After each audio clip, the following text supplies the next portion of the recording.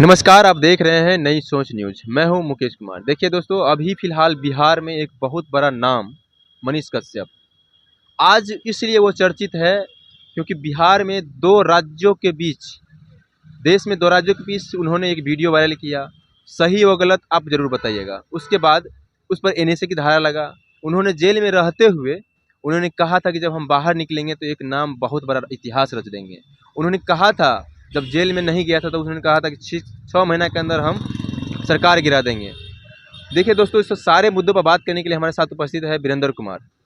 न नई सोच के डायरेक्टर वीरेंद्र कुमार जी हमारे साथ उपस्थित हैं। उनसे हम बात करना चाहते हैं मनीष कश्यप के बारे में। तमाम मुद्दों को लेकर बात करेंगे। आइए हम बात करवाते हैं। बिल्कुल, हम मनीष कश्यप को तो जानते ही हैं, कौन नहीं जानता है, पूरे बिहार मनीष कश्यप को जानता है। जब हमारे क्षेत्र से हैं, यानी कि पत्रकारिता के क्षेत्र से हैं, तो ज़रूर जानते हैं। मनीष कश्यप क्या ऐसा किया है जो पूरा बिहार में आज चर्चित है? देखिए, मनीष कश्यप ने जो किया, शायद वो कहा जाए तो एक युद्ध लड़ा है मनीष कश्यप ने। मनीष कश्यप गरीबों का आंसू पोंछते थे। आपको पता है कि आज तक आप मुकेश जी रिकॉर्ड निकाल के देखिएगा कि कोई ऐसा पत्रकार नहीं होगा जो गाँव के सरकारी स्कूल में जाकर, आपको पता है कि एलईडी टीवी लगाते हैं। गरीब के बच्चे जहाँ पढ़ते हैं वहाँ जाते हैं, उसका आवाज़ बनते हैं। बिहार का जो भ्रष्ट सिस्टम है उसके खिलाफ वो लड़ते हैं। अब मनीष कश्यप की क्या अच्छाई बताएं? मनीष कश्यप का अच्छाई, आप कहीं भी गांव में चले जाइए, किसी भी जगह चले जाइए, आपको पता चलेगा कि फिर मनीष कश्यप पर एनएसए की धारा क्यों लगी? देखिए, मनीष कश्यप पर एनएसए का धारा क्यों लगा, इस पर 2 सवाल बनता है। एक तो आप राजनीतिक समझ सकते हैं, दूसरा कि अगर आप बिहार से हैं, आप आगे निकल रहे हैं तो बिहार के लोग खींचने के लिए तैयार रहता है कि किसी प्रकार से नीचे खींचा जाए। आपको पता होगा जिस प्रकार से मनीष कश्यप का फैन फॉलोइंग है, जिस प्रकार से मनीष कश्यप आगे बढ़ रहा था, आपको भी यह संदेश जाता होगा, आपको भी यह संदेह होता होगा कि मनीष कश्यप कहीं आगे जाकर पॉलिटिकल कोई पार्टी ना बना ले। तो आज तो मनोज तिवारी उनके घर आए थे 4 तारीख को। देखिए, मनोज तिवारी उनके घर आए, आपको पता होगा कि कहीं ना कहीं अगर मनीष कश्यप का एक आदमी का पर्सनल विचारधारा भी होता है, तो कहीं ना कहीं अगर आप जब उनका वीडियो देखिएगा ना, मनोज तिवारी जब आए उनके घर पे, वेलकम है और आना भी चाहिए। आप मनीष कश्यप का वीडियो निकाल के देखिएगा। तो इससे पहले कोई भी एक्टर, कोई भी एमपी, एमएलए क्यों नहीं आए मनीष कश्यप के यहाँ?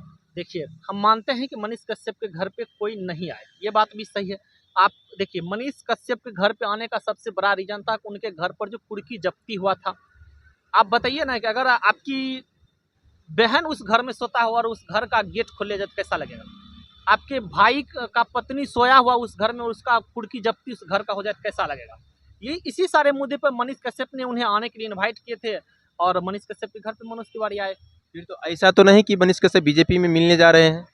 देखिए, ये राजनीति के गर्भ में छिपा हुआ होता है। आपको पता होगा अटल बिहारी वाजपेयी भी राजनीतिक में आने का उसका मेन ही था, जो रास्ता था वो पत्रकारिता था। अटल बिहारी वाजपेयी भी पत्रकारिता करके राजनीतिक में आए। अगर मनीष कश्यप भी आते हैं तो वेलकम है उनके लिए। कुछ लोग मनीष कश्यप से नाराज हैं, कुछ लोग खुश हैं। नाराज वो लोग हैं जो कहते हैं गांधी की मूर्ति मनीष कश्यप ने तोड़ा है। देखिए, मनीष कश्यप गांधी के मूर्ति को तोड़े नहीं है। मनीष कश्यप जो मूर्ति तोड़े हैं वो अंग्रेज का मूर्ति तोड़े हैं। ये बेफिजूल का बातें करें कि मनीष कश्यप जो है गांधी जी की मूर्ति तोड़े हैं। अगर मनीष कश्यप का आप इंटरव्यू सुनिएगा तो वो ये जरूर कहे थे कि महात्मा गांधी का जब मृत्यु हुआ तो उतना हमें दुख नहीं हुआ जितना भगत सिंह का मरने का दुख हुआ। वो ऐसा इसलिए कह रहा है क्योंकि महात्मा गांधी जी देश आज़ाद होने के बाद मरे, आपको पता होगा, और भगत सिंह आज़ादी का एक दिन भी सांस नहीं ले पाए हैं देश में। तो कहीं ना कहीं इस बात को लेकर मनीष कश्यप अपना राय जरूर रखते हैं। तो अभी फिलहाल जो गर्माहट है, ऐसा तो नहीं कि मनीष कश्यप अगला सीएम के उम्मीदवार बन सकते हैं बिहार में? ये कुछ भी हो सकता है कि मनीष कश्यप हो सकता है कि एमपी का चुनाव लड़ ले या फिर एमएलए का चुनाव लड़ ले। मनीष कश्यप अगर बाहर आए हैं तो आप कितना खुश हैं इससे? देखिए, खुशी तो हर लोगों को खुशी है। अब कुछ लोगों को तो मिर्ची लगेगा ही लगेगा, जो उनको नहीं चाहते हैं उनको मिर्ची लग रहा है, जो उनको सपोर्ट करते हैं, उनके काम को सपोर्ट करते हैं, उनके लिए तो अच्छा ही है। और हमारे जिस प्रकार से मनीष कश्यप पत्रकारिता करते हैं, वो भी कहा जाए तो कितने के आवाज़ बनते हैं। ये बात कहीं लोग नाराज हैं कि पत्रकारिता में रेल देना ये कहाँ का शब्द है? देखिए, अगर आप भोजपुरी गाना सुनते होंगे तो एक ही गीत का अलग अलग मीनिंग हो सकता है। रेलाई का मतलब आप क्या समझते हैं? क्या होता है रेलाई का मतलब? लोग तो यही कहते हैं कि ये गंदा वर्ड है, ये गंदा वर्ड पत्रकारिता में नहीं होनी चाहिए। नहीं, हम इस बात को नहीं मानते हैं कि ये गंदा वर्ड है। हम इस बात को नहीं मानते हैं कि ये गंदा वर्ड है। हो सकता है कि आपके क्षेत्र में रेलाई कुछ और मीनिंग हो, कहीं और किसी जगह कुछ और मीनिंग हो, ये भी हो सकता है। मनीष कश्यप जिस मुद्दा को लेकर बात करते हैं, उस मुद्दा से आप कितना समर्थन करते हैं? देखिए, देखिए कुछ पॉइंट होता है इसमें समर्थन करते हैं, कुछ ऐसा पॉइंट इसमें समर्थन नहीं करते हैं। जरूरी नहीं था कि आप किसी आदमी को 100% आप समर्थन करें, ये भी बात जरूरी नहीं है। कुछ ऐसे उनके मुद्दे हैं, जैसे वो कहते हैं कि अगर उनका आप देखेंगे उनका बातचीत करने का तरीका, तो वो कहते हैं कि बिहार में इतना स्टेबल सरकारी स्कूल हो जाए कि बिहार छोड़कर हमें कोटा पढ़ने जाना ना पड़े, इतना बिहार में शिक्षा मिलने लगे कि बिहार छोड़कर कोटा ना जाएं, बिहार के सरकारी स्कूल सुधरनी चाहिए, बिहार का सरकारी हॉस्पिटल सुधरना चाहिए। अगर ये देखना गुनाह है तो आप बताइए कहाँ तक सही है।